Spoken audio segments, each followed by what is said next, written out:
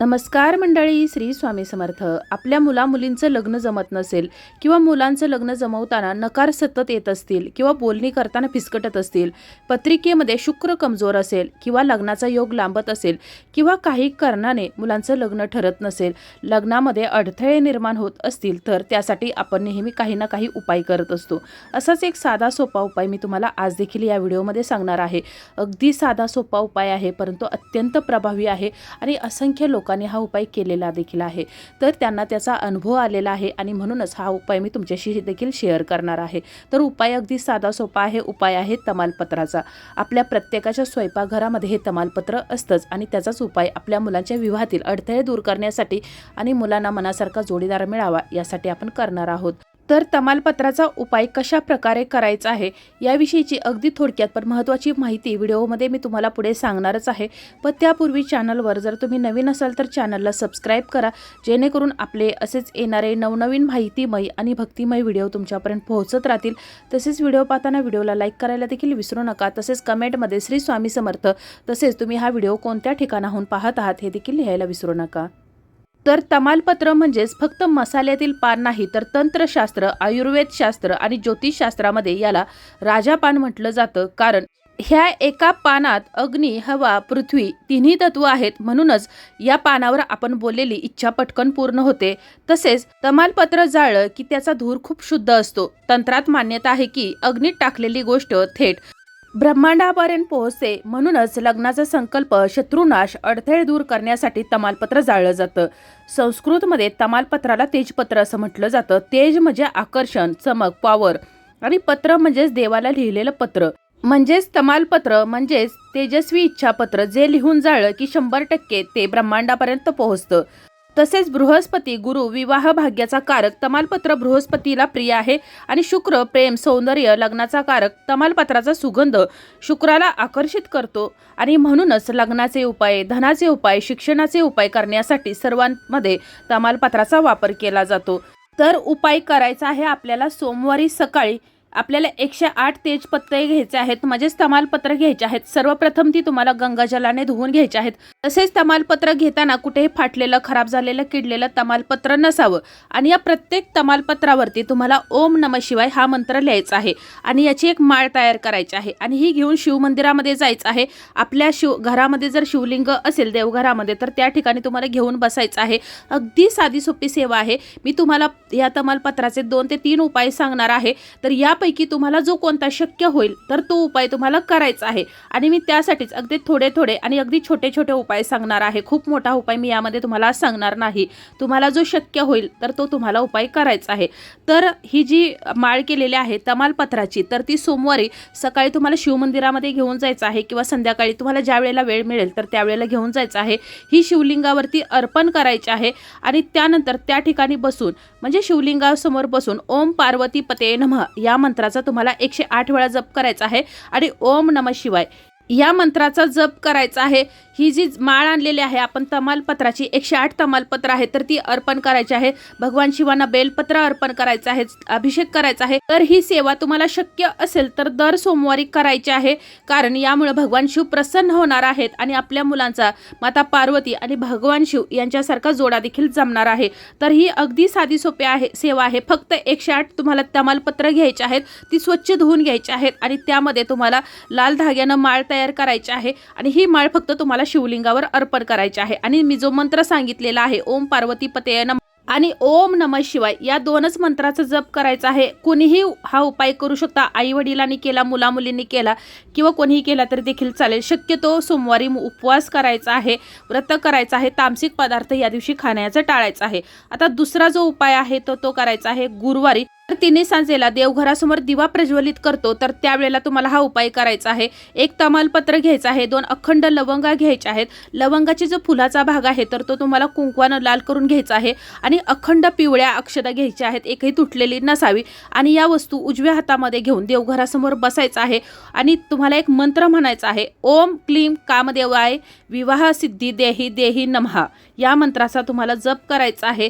मी तुम्हाला पुन्हा एकदा मंत्र सांगते, वाटलं तर मी तुम्हाला हा मंत्र डिस्क्रिप्शन बॉक्समध्ये देईन, तुम्ही त्या ठिकाणी चेक करा किंवा तुम्ही मला कमेंटमध्ये देखील हा मंत्र विचारू शकता. मंत्र थोडा अवघड आहे पण अगदी प्रभावी मंत्र आहे. पुन्हा एकदा मी मंत्र सांगते. या ज्या वस्तू सांगितलेल्या आहेत 2 अखंड लवंगा, 1 तमालपत्र आणि 11 अखंड अक्षता या उजव्या हातात घेऊन आपल्याला हा मंत्र जप करायचा आहे. ओम क्लीं कामदेवाय विवाह सिद्धी देही देही नमः. पुन्हा एकदा मंत्र सांगते. ओम क्ली कामदेवाय विवाह सिद्धी देही देही नमः. या मंत्राचा तुम्हाला त्या ठिकाणी 21 वेळा जप करायचा आहे. त्यानंतर या ज्या वस्तू आहेत तर तुम्हाला एक कागद घ्यायचा आहे. पिवळ्या रंगाचा कागद असेल किंवा एखादा कपडा असेल तर अतिशय उत्तम, किंवा मग कोणत्याही कागदामध्ये तुम्हाला ह्या ज्या वस्तू आहेत तर त्या बांधायच्या आहेत. तर हा जो उपाय आहे तर तो दररोज 3 सांजेच्या वेळेला 8 दिवस तुम्हाला करायचा आहे. म्हणजेच या गुरुवारपासून पुढच्या गुरुवारपर्यंत तुम्हाला हा उपाय करायचा आहे. या गुरुवारपासून पुढच्या गुरुवारपर्यंत ज्या काही पुड्या जमा होतील, म्हणजेच 8 पुड्या ज्या जमा होणार आहेत तर त्या सर्व पुड्या घेऊन ज्या ठिकाणी पिंपळाचं झाड असेल तर त्या ठिकाणी जायचं आहे. पिंपळाच्या झाडाखाली मोहरीच्या तेलाचा दिवा प्रज्वलित करायचा आहे. पिंपळाच्या झाडाची मुळाखालची थोडीशी माती उकरायची आहे आणि त्या ठिकाणी तुम्हाला या 9 पुड्या अर्पण करायच्या आहेत, म्हणजेच पुरायच्या आहेत. आणि त्यावरती हा जो मोहरीच्या तेलाचा दिवा आहे तर तो प्रज्वलित करायचा आहे. या पिंपळामध्ये भगवान श्री हरी विष्णू, माता लक्ष्मी तसेच इतर देवी देवता वास करतात. त्यांना तुमच्या मुलांच्या विवाहातील अडचणी दूर करण्यासाठी प्रार्थना करायची आहे. तर असा हा उपाय तुम्हाला दर गुरुवारी संध्याकाळी 3 सांजेच्या वेळेला करायचा आहे. आणि पुढच्या गुरुवारी तुम्हाला या ज्या पुड्या आहेत तर त्या तुम्हाला पिंपळाखाली नेऊन अर्पण करायच्या आहेत. आणि त्या दिवशी संध्याकाळी पुन्हा तुम्हाला या उपायाला सुरुवात करायची आहे. त्यानंतर रात्री झोपताना 3 अखंड तमालपत्र घ्यायचे आहेत. कुठेही फाटलेलं, किडलेलं, खराब झालेलं तमालपत्र नसावं. तसेच लाल रंगाच्या पेनानं तुम्हाला या 3 पानावरती वेगवेगळे शब्द लिहायचे आहेत. तर पहिलं जे पान आहे तर त्याच्यावर तुम्हाला क्ली लिहायचं आहे, क्ली हा शब्द. दुसऱ्या पानावर माझं लग्न लिहायचं आहे. आणि तिसऱ्या पानावर तुम्हाला लवकर होऊ दे. म्हणजेच 3ही पानांवरती तुम्हाला वेगवेगळे शब्द लिहायचे आहे. क्ली, माझं लग्न, लवकर होऊ दे. आणि त्यानंतर एक लाल रंगाचं कापड घ्यायचं आहे किंवा तुम्ही कागदामध्ये जरी घातलं तरी देखील चालेल. आणि ही जी पानं आहेत तर ती तुम्हाला त्या लाल कापडामध्ये बांधायची आहेत किंवा पेपरमध्ये बांधायची आहेत. आणि आपल्या उशीखाली, म्हणजे हा उपाय मुलामुलींसाठी सांगत आहे, तर त्यांनी आपल्या उशीखाली ही पानं ठेवायची आहेत आणि झोपायचं आहे.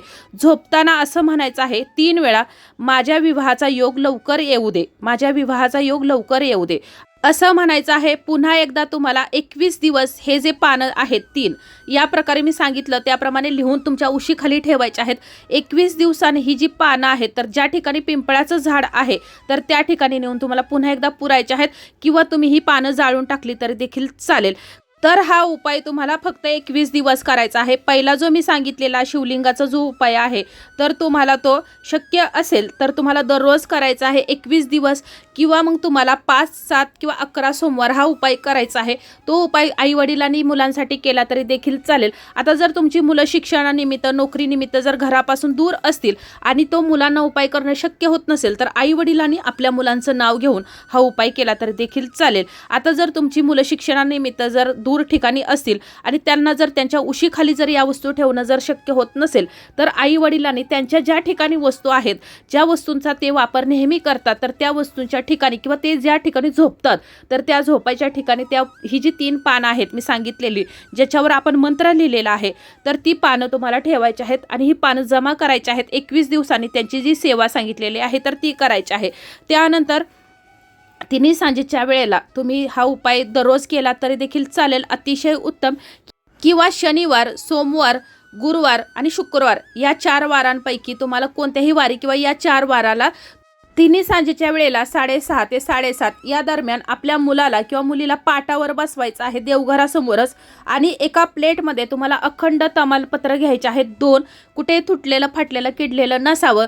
त्या तमालपत्रावर तुमच्या मुलांची विवाह समस्या लिहायचं आहे आणि जी कोणती समस्या असेल तर ती लिहायची आहे आणि वरती विवाह समस्या एवढंच लिहायचं आहे.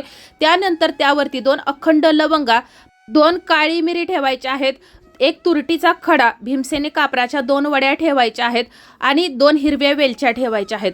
थोडीशी पिवळी मोहरी आणि थोडंसं खडं मीठ ठेवायचं आहे आणि लाल अगदी कडकडीत सुकलेल्या 5 मिरच्या. आता मी या ज्या वस्तू काही सांगितलेल्या आहेत तर त्या सर्व वस्तू नीट लक्षात ठेवा आणि जर तुम्हाला लक्षात नाही राहिल्या किंवा तुम्हाला समजल्या नाही तर तुम्ही मला या वस्तू कमेंटमध्ये विचारू शकता. तर या सर्व वस्तू घेऊन आपल्या मुलाला सर्वप्रथम देवघरासमोर पाटावर बसवायचं आहे आणि आपण ज्याप्रमाणे लहान बाळाची दृष्ट काढतो किंवा आपण ज्याप्रमाणे ओवाळतो तर त्याप्रमाणे तुम्हाला या वस्तूंनी तुमच्या मुलांची दृष्ट काढायची आहे. यामुळे तुमच्या मुलांच्या बाबतीत जी काही नकारात्मकता आहे, निगेटिव्हिटी आहे तर ती सर्व काही दूर होण्यास मदत होणार आहे.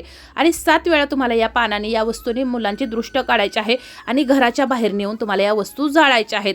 यामुळे तुमच्या मुलांच्या विवाहासंबंधित ज्या काही अडथळे आहेत, अडचणी आहेत तर त्या दूर होण्यास मदत होणार आहे आणि मुलांच्या विवाहामधील सर्व अडथळे दूर सर्व दिशांनी तुमच्या मुलांसाठी स्थळं यायला सुरुवात होणार आहे. आणि त्यासाठीच तुम्हाला ह्या मी ज्या सांगितलेल्या आहेत अगदी 3 साध्या सोप्या सेवा आहेत तर त्या तुम्हाला करायच्या आहेत. जी तुम्हाला यामधील शक्य होईल तर ती तुम्हाला करायची आहे. अगदी साध्या आहेत, यासाठी तुम्हाला जास्त काही करावं लागणार नाही, कोणती धावपळ नाही किंवा काही नाही. आणि ज्या वस्तू मी या सांगितलेल्या आहेत तर त्या प्रत्येकाच्या घरामध्ये असतातच, त्यामुळे तुम्हाला त्यासाठी जास्त मेहनत देखील करावी लागणार नाही.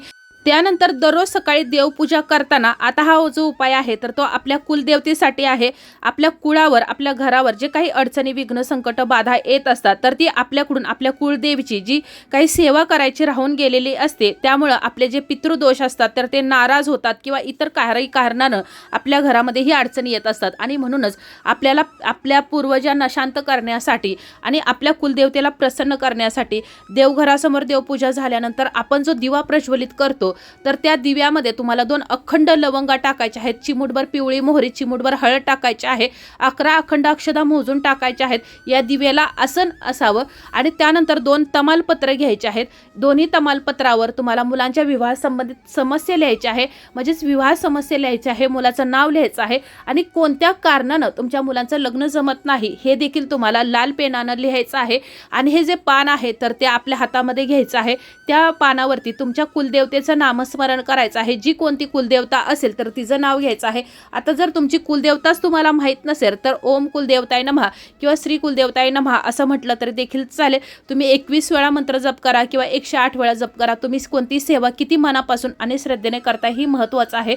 आणि त्यानंतर आपण हा जो दिवा केलेला आहे तर त्या दिव्यावरती तुम्हाला हे जे पानं आहेत तर ती 2 जाळायची आहेत. अगोदर मी सांगितलं त्याप्रमाणे आपण ही जर पानं जाळली तर या पानांचा सुगंध किंवा धूर जो आहे तर तो ब्रह्मांडापर्यंत पोहोचतो आणि आपल्या मुलांच्या विवाहातील अडथळे किंवा इतर कोणत्याही अडचणी असतील तर त्या देखील दूर होण्यास मदत होते. तर अशा प्रकारे तुम्हाला मी जे तमालपत्राचे जे उपाय सांगितलेले आहेत तर ते करायचे आहेत. एक आहे सोमवारी, एक आहे शुक्रवारी, एक आहे गुरुवारी. तुम्हाला जेव्हा काही शक्य होईल त्यावेळेला तुम्हाला कोणता शक्य होईल तो करायचा आहे. मी 3 ते 4 तुम्हाला उपाय सांगितलेले आहेत, त्यापैकी एक उपाय करा. तुम्ही सगळे उपाय केले तरी चालतील. आणि तुम्हाला मी जे काही मंत्र सांगितलेले आहेत तर ते मंत्र थोड्या अवघड आहेत, त्यामुळे तुम्ही मला ते एक मंत्र कमेंटमध्ये विचारू शकता. आणि तमालपत्राचा उपाय अत्यंत साधा सोपा आहे परंतु अत्यंत प्रभावी आहे आणि असंख्य लोकांनी हा उपाय केलेला आहे आणि त्यांना अनुभव देखील आलेला आहे आणि तुम्ही तो अनुभव घ्यावा हीच माझी इच्छा. स्वामींच्या कृपेने तुमच्या मुलांच्या विवाहातील सर्व अडथळे दूर होतील आणि त्यांना मनासारखा जोडीदार मिळेल, त्यांचा सुखाचा संसार होईल हीच मी स्वामींच्या चरणी प्रार्थना करते. आणि तुम्हाला हा व्हिडिओ कसा वाटला कमेंट करून जरूर कळवा. माहिती आवडली असेल तर व्हिडिओला लाईक करा, चॅनलला सबस्क्राईब करा आणि हा व्हिडिओ जास्तीत जास्त शेअर करा. त्याचबरोबर तुमच्या जर काही समस्या अडचणी असतील तर तुम्ही मला कमेंटमध्ये विचारू शकता. जर तुम्हाला व्हिडिओ आवडला असेल तर तुम्ही हा व्हिडिओ कोणत्या ठिकाणाहून पाहत आहात तसेच कमेंटमध्ये श्री स्वामी समर्थ लिहायला विसरू नका. धन्यवाद.